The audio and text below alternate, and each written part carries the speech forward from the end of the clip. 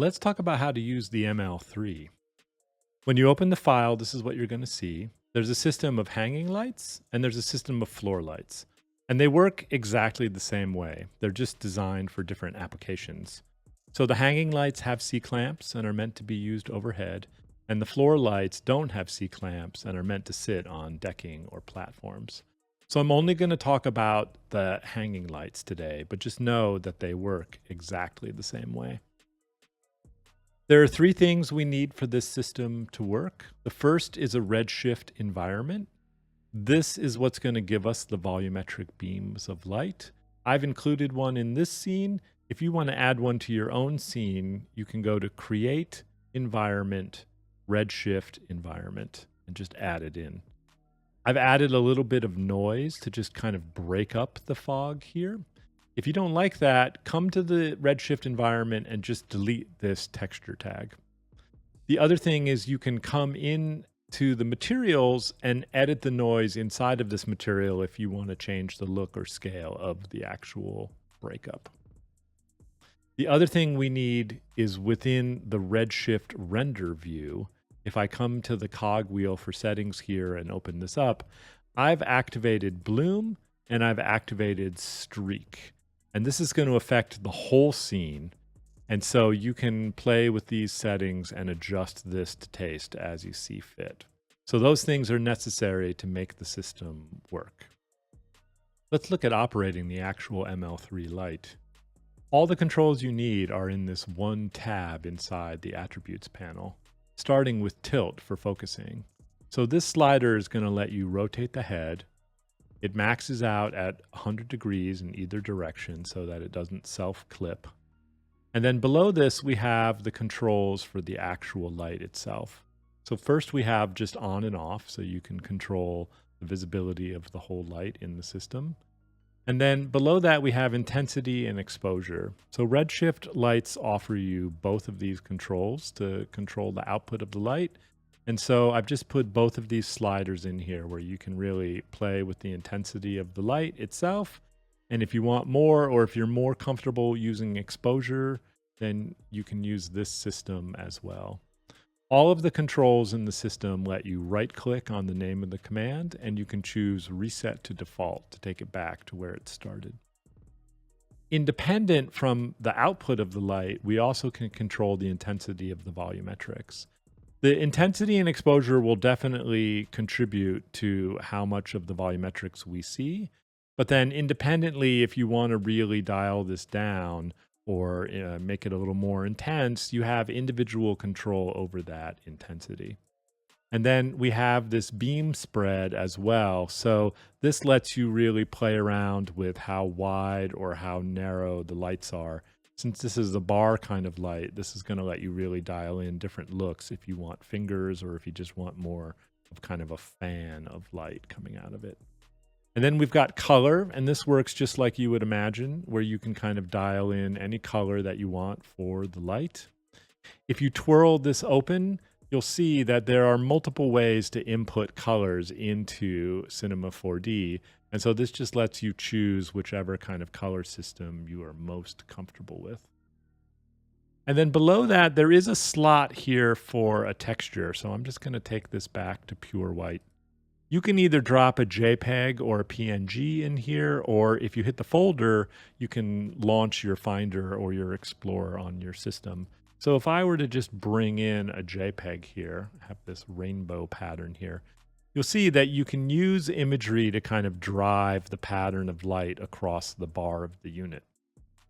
And so both of these are actually working together. So I'm at pure white, and so now I'm just seeing the actual JPEG in its pure form.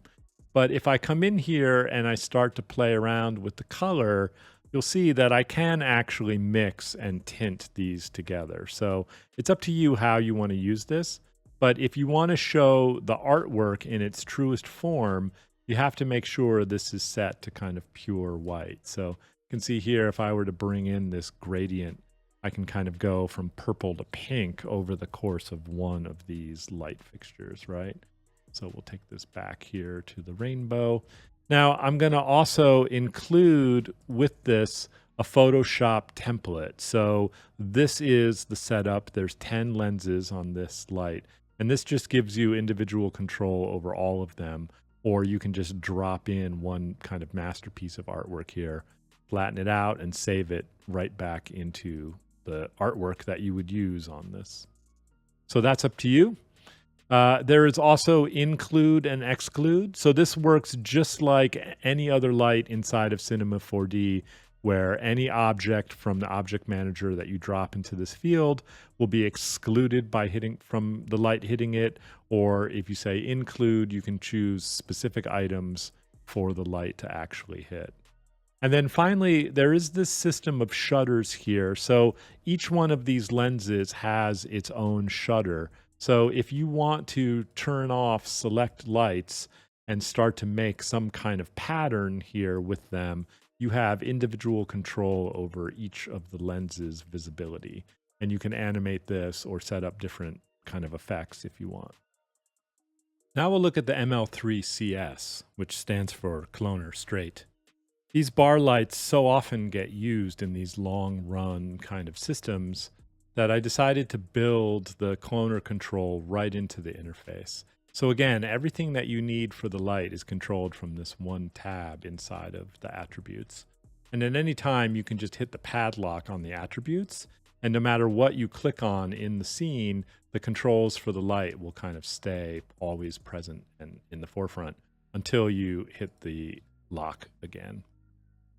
So the actual functionality of the light works just like the original unit. You can change the color, you have controls for exposure, volumetrics, intensity, and of course the tilt of the head up here.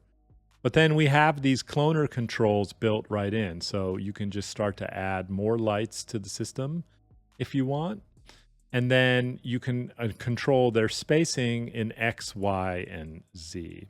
Now, one thing to notice here, this is a bug inside of Cinema. So I've added more units here, and you can see that some of them look angled and some of them are looking like they're pointed straight down. It's showing correctly in the render. It just has to kind of reset or recache itself. So the minute that I make any kind of adjustment, you'll see that the system catches up. So you may see this from time to time. It is a bug, but it doesn't seem to affect the work or how the system works at all. So just be aware of that. So the units themselves are built to a true meter. And so if you stay on that meter spacing, everything will line up kind of perfectly. And the head of the light is designed in a way that at that 1 meter spacing, the distance between the lenses will not break as you jump lights. So you'll get a totally seamless pattern over the run of the units of lights. So that's great. I'm working in inches here today, but that doesn't matter. I can still, so if I want to space the lights out, you can, obviously. But if I come back in here and if I were to say 1M, it understands that I mean meter, even though I'm working in inches. And so you can always get it back to be its kind of seamless pattern. Now, if you want, you also have control over adjusting in Y to make things move kind of up and down. And then we also have control over Z to move things kind of upstage and downstage. So however you need to kind of work with the system, this is available to you. Now we have an effectors drop slot in here. If you haven't worked with effectors and cloners before inside Cinema 4D, I'm going to encourage you to do a little research outside of this tutorial on how to use this. I'm going to do a separate tutorial on how to use this. This basically is going to let us set up kind of things like random rotation or how to animate some kind of fan effect. So I'm going to leave this for a separate video to follow.